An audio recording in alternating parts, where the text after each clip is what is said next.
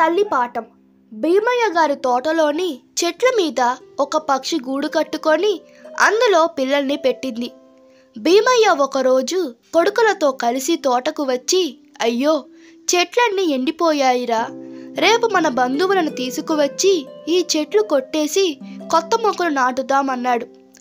పిల్లలకు ఆహారం తేవడానికి బయటకు వెళ్ళిన తల్లి పక్షి తిరిగి రాగానే పిల్లలు, అమ్మా ఈరోజు తోట యజమాని భీమయ్య కొడుకులు వచ్చారు, బంధువులను తెచ్చి రేపు ఈ చెట్లు కొట్టేస్తారంట అని చెప్పాయి. తల్లి పక్షి విని ఊరుకుంది. మరునాడు భీమయ్య కొడుకులతో కలిసి వచ్చి రేపు కూలీ వాళ్ళను తెచ్చి ఈ చెట్లను కొట్టించేద్దామన్నాడు. తల్లి తిరిగి రాగానే పిల్ల పక్షులు ఇదే విషయం చెప్పాయి. తల్లి విని ఊరుకుంది. మూడో రోజు భీమయ్య కొడుకులతో వచ్చి రేపు స్నేహితులతో వచ్చి చెట్లు కొట్టిద్దాం అన్నాడు. ఎప్పట్లాగానే తల్లి పక్షి విని ఊరుకుంది.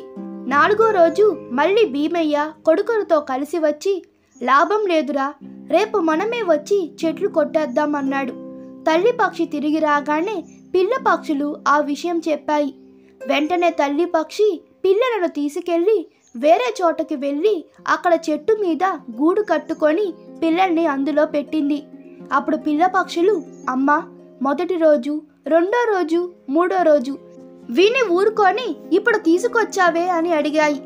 అందుకు తల్లి పక్షి, బంధువుల మీద, స్నేహితుల మీద, కూలీల మీద ఆధారపడితే వెంటనే పనులు కావు, ఎవరి పని వాళ్ళే చేసుకోవాలనుకుంటే వెంటనే అయిపోతాయి అని చెప్పింది. నీతి: ఇతరుల మీద ఆధారపడక ఎవరి పనులు వాళ్ళే చేసుకుంటే ఆ పనులు తప్పక అవుతాయి. ఈ కథ మీకు నచ్చినట్లయితే మీ అభిప్రాయాలు కామెంట్లో తెలపండి. Please like, share and subscribe to my channel. Thank you.